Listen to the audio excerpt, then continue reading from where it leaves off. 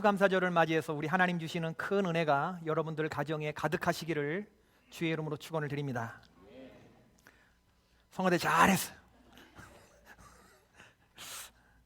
화단 구석에 장미 한 송이가 피었는데 이 장미는 불평이 굉장히 많아서 눈만 뜨면 불평을 하는 겁니다. 어느 날 기온이 뚝 떨어진 날에 장미가 추워서 화단에 있지 못하고 나를 거실에 옮겨달라 주인을 졸랐습니다. 그래서 주인이 하는 수 없이 장미를 화분에 옮겨서 화단에 있던 것을 거실로 옮겨 놓았습니다. 그런데 얼마 지나지 않아서 장미가 또 주인에게 불평을 합니다. 거실 안쪽에 있으니까 나비가 날아오지 않는 거예요. 그래서 다시 나를 창가로 옮겨달라. 그래서 주인이 장미를 창가에 옮겨 주었습니다. 잠시 뒤에 다시 장미가 불평을 합니다. 창가에는 고양이가 지나다녀서 이게 너무 바더가 되니까 방 안에 꽃병에 나를 꽂아달라. 그래서 마음씨 좋은 주인이 다시 장미를 화분에서 꽃병으로 옮겨서 방 안에 두었습니다. 잠시 뒤에 장미가 또 답답해서 불평을 하는 거예요. 햇살이 있는 다시 바깥 화단으로 나를 다시 돌려 놓아달라. 그런데 이번에는 주인이 장미의 요구대로 해주질 않았습니다. 장미를 꽃병에서 뽑아서 쓰레기통에 버렸습니다. 장미처럼 아름다운 꽃이 왜 쓰레기통에 버려져야 했을까? 뿌리가 잘려진 장미는 이곳저곳으로 옮겨 다니는 동안에 시들어버리고 말았습니다. 감사의 형편에 있음에도 불구하고 감사할 줄 모르고 불평만 하다가 버려짐을 당했다는 이야기. 김현승이라는 시인이 있습니다. 우리들이 즐겨 애송하는 시 가운데 가을에는 기도하게 하소서, 낙엽들이 지는 때를 기다려 내게 주신 겸허한 모국어로 나를 채우소서, 이런 시 있잖아요. 이 김현승 시인이 감사에 대한 시도 썼는데, 감사하는 마음, 그것은 곧 아는 마음이다. 내가 누구인가를, 그리고 주인이 누구인가를 깊이 아는 마음이다. 감사하는 마음은 아는 마음이라는 거예요. 내가 누구고 내 주인이 누구인지를 아는 것이 감사다. 오늘은 추수감사주일인데 1년 52주 가운데 오늘은 특별히 대놓고 감사하는 날입니다. 사람들은 추수감사의 기원을 가깝게는 미국을 찾은 청교도의 신앙 전통에서부터 찾지만, 더 멀리 보면 추수감사주일은 출애굽기 23장 16절 이하에 나오는 수장절에 관계합니다.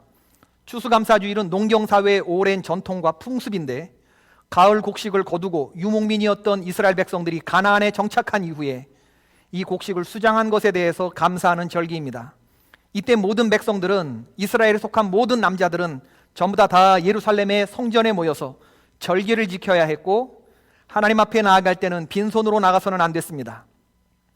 이스라엘 백성들은 그날 예루살렘 성전에 모여서 시편 113편서부터 시편 118편까지 이른바 힐렐 시편이라고 불려지는 그 시편의 찬송가를 부르면서 하나님께 감사해야 했습니다. 요컨대 추수감사주일은 인간이 정한 절기가 아니고 하나님이 명하신 절기입니다. 따라서 오늘은 하나님의 말씀에 순종하는 날이고, 한 해 동안 베풀어 주신 하나님의 은혜에 대해서 우리들이 손을 꼽아보며 올해 감사한 조건을 억지로라도 찾아보는 날이 바로 오늘입니다. 가끔 우리는 우리 자신에 대해서 깊은 좌절과 실망과 열등감에 빠질 때가 있습니다. 나는 왜 맨날 이 모양 요 꼴일까? 도대체 나는 언제나 변하게 될까? 이런 생각을 하면 내 자신의 모습이 한없이 형편없고 초라해지는 것을 느낄 수가 있어요. 그런데 오늘 바울 사도의 말씀을 보면 자기 자신에 대해서 초라하게 느끼는 것이 이게 잘못된 생각이라는 것을 알 수가 있습니다. 사도 바울은 오늘 뭐라고 고백하냐 하면, 나는 질그릇이다. 나는 질그릇이다. 생겨 먹기를 원래 그렇게 생겨 먹었다는 거예요. 질그릇은 깨지기 쉽고 충격이 약한 존재입니다. 내가 질그릇이라고 하는 사실을 인정하고 고백하면 마음이 편해지는데, 내가 질그릇같이 연약한 인생이라는 것을 고백하지 않으니까 그 다음부터 삶이 힘들어지는 거죠. 여러분, 짜장면 좋아하세요? 제 짜장면을 굉장히 좋아해서 혼자 가서 먹기도 합니다. 제가 밥을 혼자 안 먹는데 혼자 먹는 유일한 음식이 짜장면입니다. 짜장면 먹을 때 그릇 보시나요? 짜장면 보시나요? 보석을 선물로 받을 때 케이스 보시나요? 그 안에 담긴 내용물 보시나요? 케이스가 중요한 게 아니죠. 껍데기가 중요한 게 아니죠. 우리의 문제가 뭐냐면 내가 질그릇인데 인정하면 마음이 편한데 질그릇이라고 하는 사실을 인정하지 못하는 거예요. 이게 질그릇이 보배인 줄 알아요. 껍데기가 보배인 줄로 안다고. 내가 보배인 줄로 아는 겁니다. 내 안에 감추어진 예수 그리스도가 보배라는 사실을 모르고 케이스가 진짜인 줄로 알고. 오늘 사도 바울이 본문에서 뭐라고 말하냐면 우리가 사방으로 우겨쌈을 당하여도 쌓이지 않고 답답한 일을 당해도 낙심하지 않고 박해를 받아도 버림받지 않고 거꾸로 트림을 당하여도 망하지 아니한다. 사도 바울은 살아가면서 이런저런 많은 고난과 어려움을 겪었던 사람이죠. 근데 케이스로 보자면, 껍데기로 보자면 이 사람처럼 훌륭하고 완벽한 사람이 없습니다. 자기 자신이 질그릇이라는 것을 모르고 살았던 사람이죠. 좋은 가문에서 태어났습니다. 똑똑한 머리와 빛나는 학벌이 자랑스러웠던 사람입니다. 바리새인 중에 바리새인이고 유대교의 최고 높은 사내들인의 회원이라는 이런 높은 사회적인 포지션이 자랑스러웠던 시절이 있었어요. 질그릇이 질그릇처럼 느껴지지 않고 자기 스스로 내가 보배다라고 느낄 만한 충분한 자격을 갖춘 사람이죠. 그런데 그에게 예수 그리스도라고 하는 소망의 빛이 비추어졌습니다. 오늘 본문에 있는 표현으로 말하자면 예수 그리스도의 얼굴에 있는 하나님의 영광, 예수 그리스도의 얼굴에 있는 하나님의 영광을 아는 빛, 이 은혜의 빛을 정통으로 쏘이고 나서 자기 자신이 아무리 포장해봤자 질그릇은 질그릇이다, 내 안에 예수 그리스도가 보배다 라고 하는 사실을 깨달았습니다. 그러니까 예수 그리스도의 얼굴에 있는 하나님의 영광을 아는 빛이 비치고 난 다음에 인생관이 바뀌어졌는데, 그동안은 몰랐던 내 죄의 비참함과 이 죄가 사람을 얼마나 더럽게 하는지, 그리고 이런 더러움과 이런 추함 가운데에서 내가 스스로 벗어날 수 있는 힘은 아무것도 없다는 것, 예수 그리스도로밖에 없다는 것을 알게 된 것, 내가 대단한 것이 아니라 내 안에 계신 보배 예수 그리스도가 중요하다는 사실을 깨닫게 되는 거죠. 그래서 그는 이전에 자기가 대단하다고 생각했던 모든 것들을 배설물처럼 버리게 되었습니다. 그래서 내 안에 계신 보배, 예수님이 인도하고 예수님이 가라는 대로 순종하면서 살아가는 그 길에서 조금 답답한 일을 당하고 억울한 일을 당하고 또 어려운 일을 당해도 그게 문제가 되지 않는다고 고백해요. 왜냐하면 내 안에 계신 예수 그리스도께서 그러한 삶에서 역전의 삶으로 인도하시는 것을 체험했기 때문입니다. 할렐루야. 우겨쌈을 당할 때 답답함을 느끼는 것은 질그릇같이 연약한 인생에게 당연한 것이지만, 이 질그릇 안에 모셔진 보배 예수의 생명이 역사할 때 아무것도 우리를 우겨쌀 수 없다라는 것을 바울이 체험으로 고백하는 거예요. 답답한 일을 당할 때 고통을 느끼는 것은 질그릇같이 연약한 인생에게는 당연한 것이지만, 질그릇 안에 모셔진 보배 예수의 생명이 역사할 때 답답한 일을 당해도 낙심하지 않게 되더라. 이게 사도 바울의 고백이라는 거죠. 박해를 당할 때 아픈 것은 질그릇 같은 연약한 인생에게 당연한 거지만, 질그릇 안에 모셔진 보배 예수의 생명이 역사하니까 박해를 받아도 버림받지 않게 되더라. 이렇게 고백을 하는 거죠. 주님은 질그릇 같은 우리에게 너희는 다이아몬드가 되어야 된다라고 말씀하지 않았어요.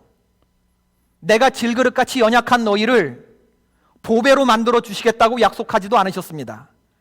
너희는 오직 그 연약한 질그릇 안에 보배가 되는 예수 그리스도를 담고 살아라. 그분의 능력이 너희를 강하게 할 것이다. 주님이 그런 말씀을 하시는 거예요.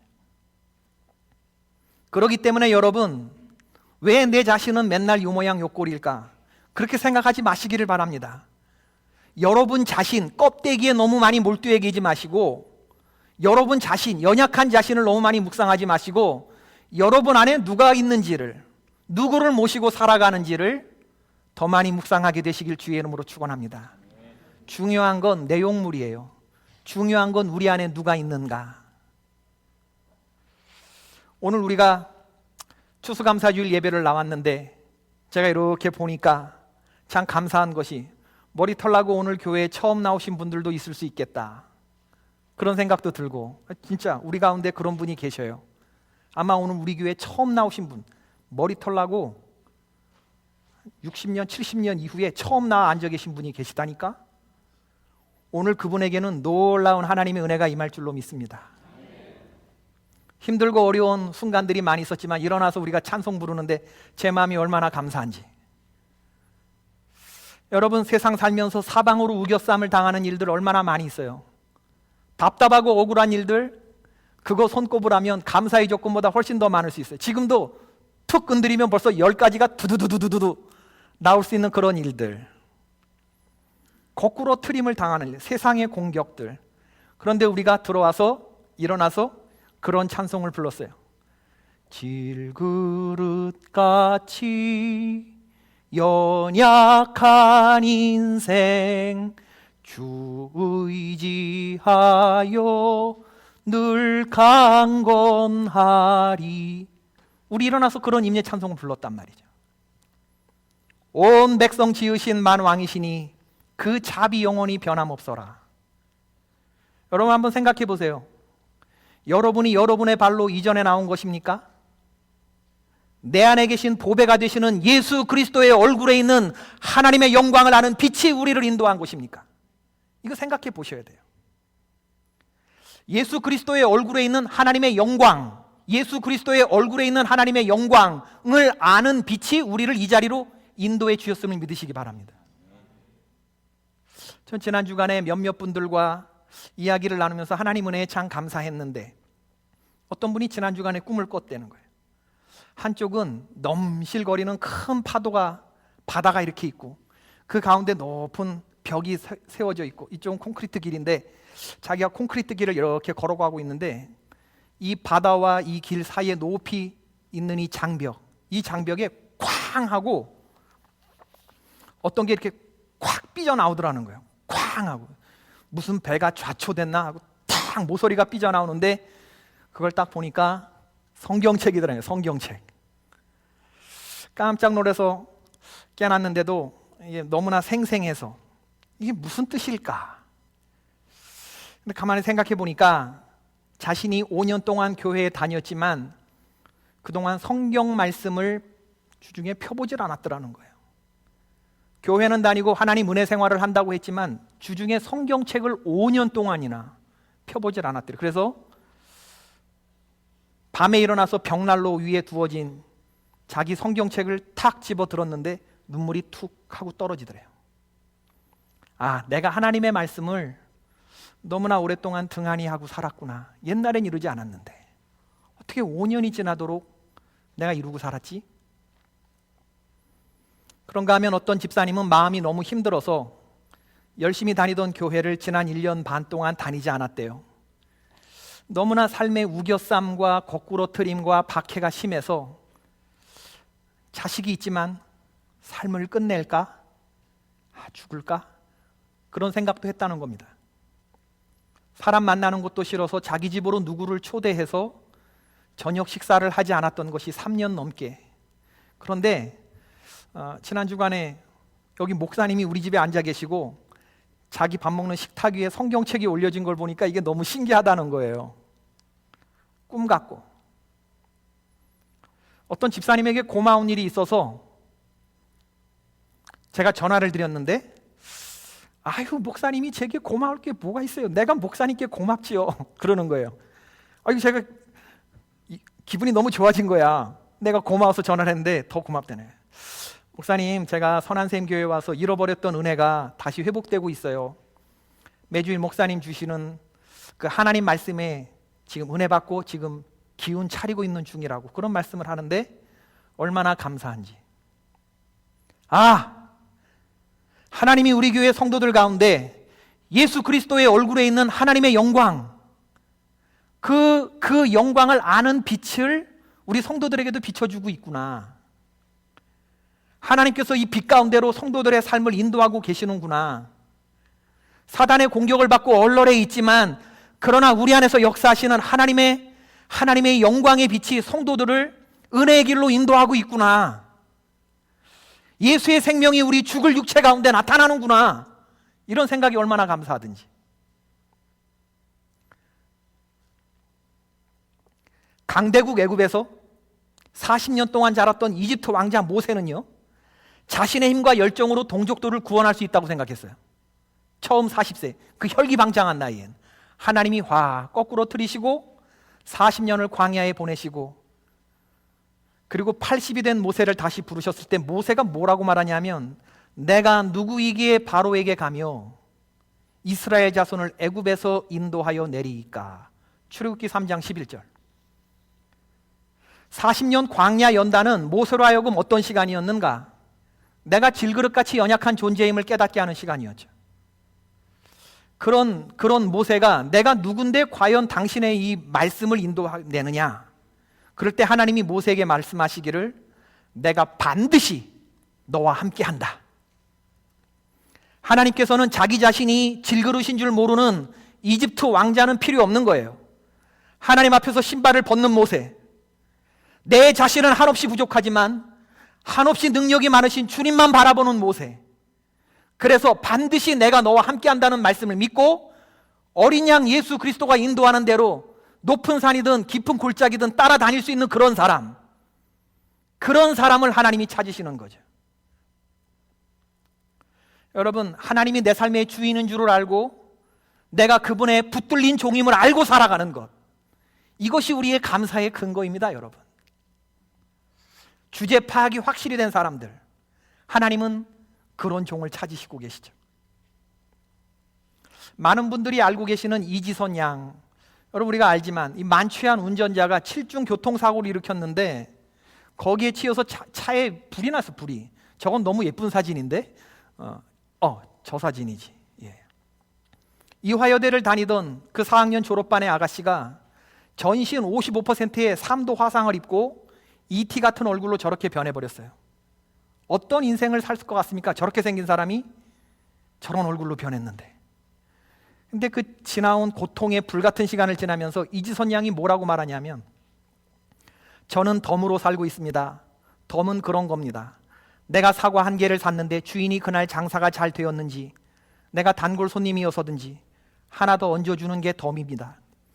그런데 그 덤으로 얹어준 사과가 조금 뭉그러졌거나 깨져 있더라도 그건 공짜니까, 덤이니까 고맙게 받는 게 덤입니다. 이것이 제 삶이 감사일 수밖에 없는 이유입니다.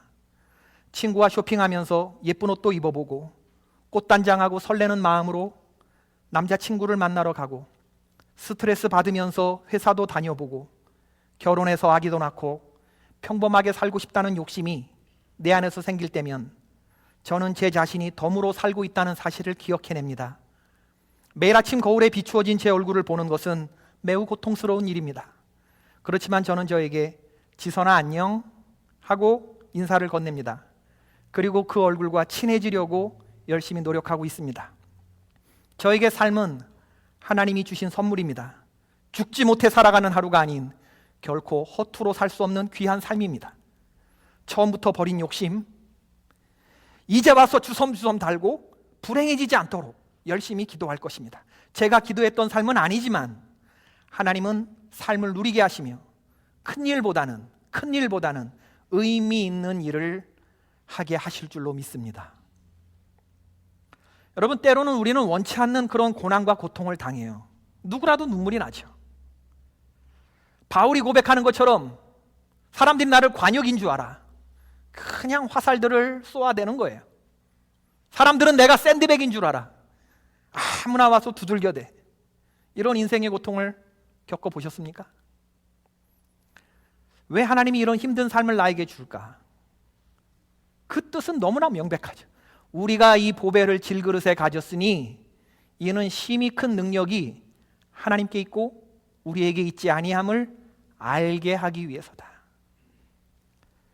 하나님이 우리를 연약하게 만들고 질그릇같이 만들고 다이아몬드처럼 만들어주시지 않는 이유, 맞으면 아프고 박해를 당하면 낙심하게 되는 이러한 연약한 존재로 만드신 이유가 뭐냐?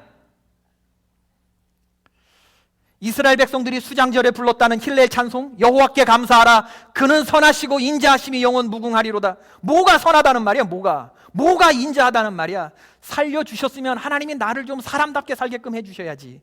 하루에도 몇 번씩 그런 불평이 올라오지만, 그러나 이런 삶 가운데서도 모든 일이 다 감사하진 않지만 어떤 형편에서든지 하나님의 사람들이 감사할 수 있는 건, 이 고난이 우리에게 깨닫게 해주시는 은혜가 있어요. 의미가 있습니다. 그건 뭐냐면, 고난당하기 전에는 몰랐는데 고난당하고 나면 내 안에 있는 우상이 하나씩 깨져요.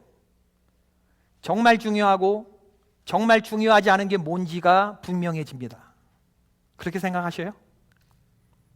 하나님 없이 내가 의지했던 것들, 휘청거리지 않는 풍성한 재력, 돈 따박따박 벌어오는 능력 있는 배우자, 하늘의 별이라도 따다 줄 것 같은 똑똑한 자녀, 육신의 편안함, 이런 것들이요, 하나하나 하나님이 깨트리실 때마다 이런 것들이 버려지는 거예요. 그리고 정말 우리의 존재가 이게 뭔가, 이게 질그릇이구나, 이런 것들을 깨닫게 되는 거죠.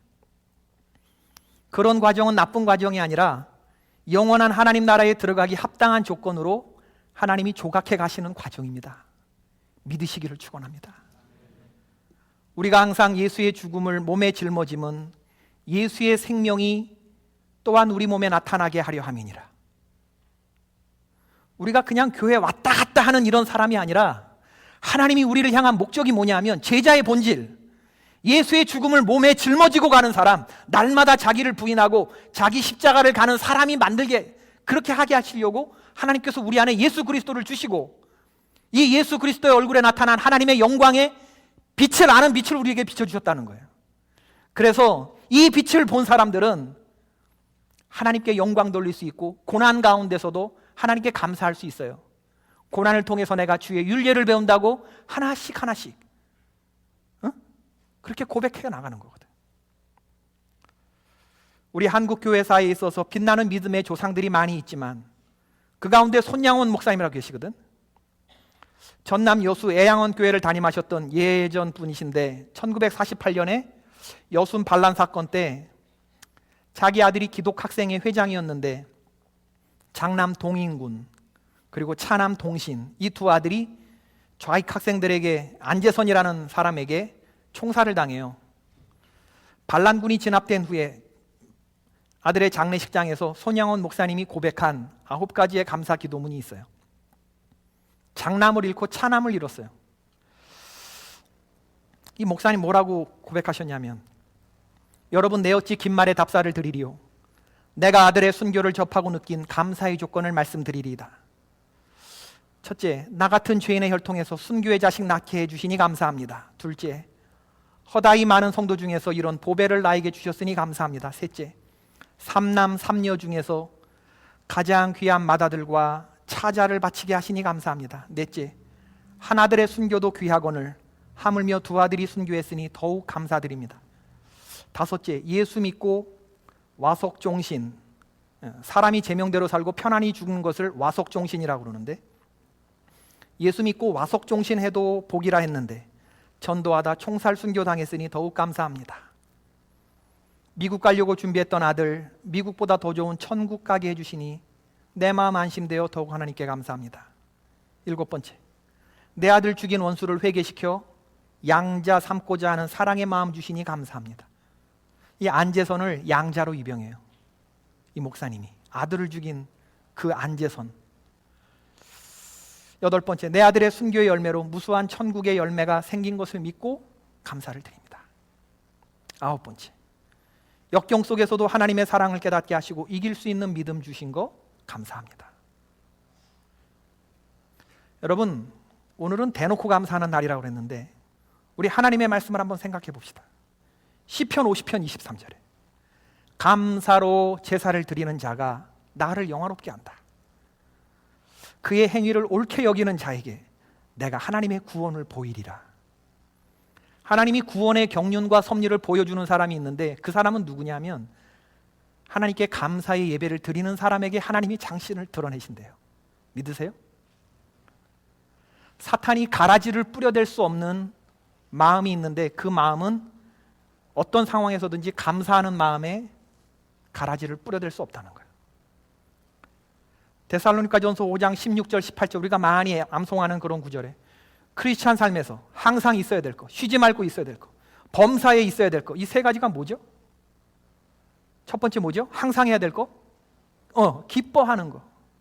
그 다음에 쉬지 말고 해야 되는 건 뭐죠? 기도하는 것. 그 다음에 우리 범사에 매번 해야 되는 건 뭐죠? 감사하는 것. 항상 기뻐하라. 쉬지 말고 기도하라. 범사에 감사하라. 다시 말씀드리지만 범사가 다 감사한 일이 아니라니까. 어떻게 모든 일이 다 감사해. 그렇지만 우리를 한숨 짓게 하고 눈물 짓게 하는 그런 범사가 많지만, 그러나 어떤 환경에서도 우리는 감사할 수 있어요, 없어요? 있어요. 질그릇이 잘나서가 아니라 감사를 하게 해. 뭐가? 내 안에 계신 예수 그리스도의 얼굴에 나타난 하나님의 영광을 아는 빛이 우리로 하여금 감사하게 해요. 예수 그리스도의 얼굴에 나타난 하나님의 영광을 아는 빛이 우리로 하여금 거꾸러지지 않게 하고 일어나게 하고 낙심하지 않게 하고 기도하게 하고 감사의 자리로 이끄신다.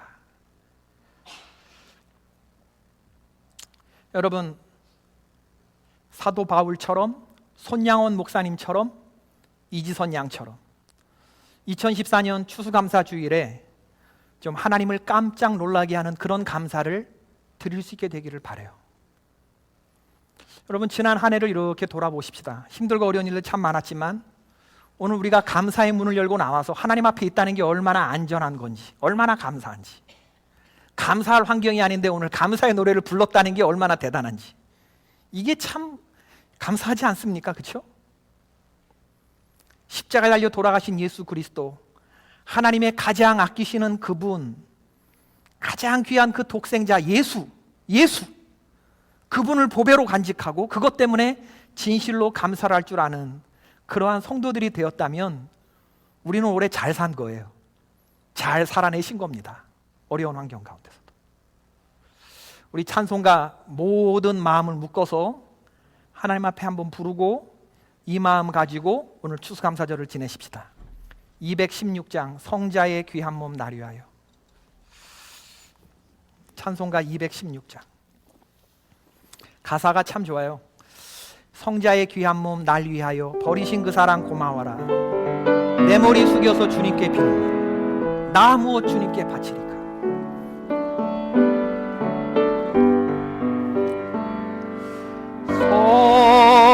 성자의 귀한 몸 날 위. 헌금 시간이 아니에요.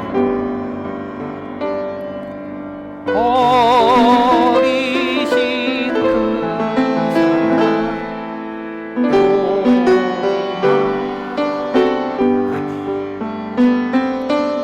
내 머리 숙여서 주님께 나 무엇 주님께 바치리까. 나 무엇 바치. 지금도 날 위해 간구하심 이 옅은 믿음이 아옵나니. 지금도 날 위해 간구하심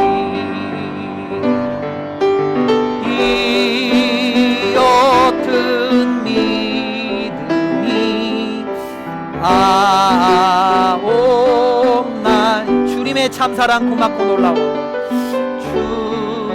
주님의 참사랑 고맙고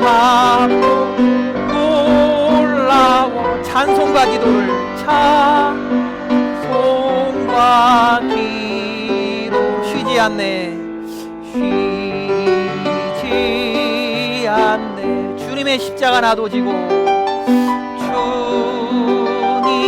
주님의 십자가 나도 지. 신실한 믿음과 마음으로 신실한 믿음과 마음으로 형제의 사랑과 친절한 위로를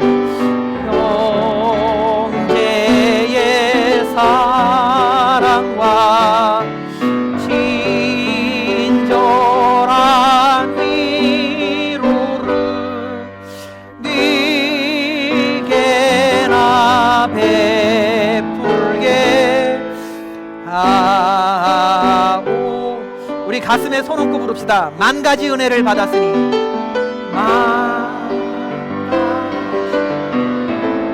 내 평생 슬프나 즐거우나 받았으니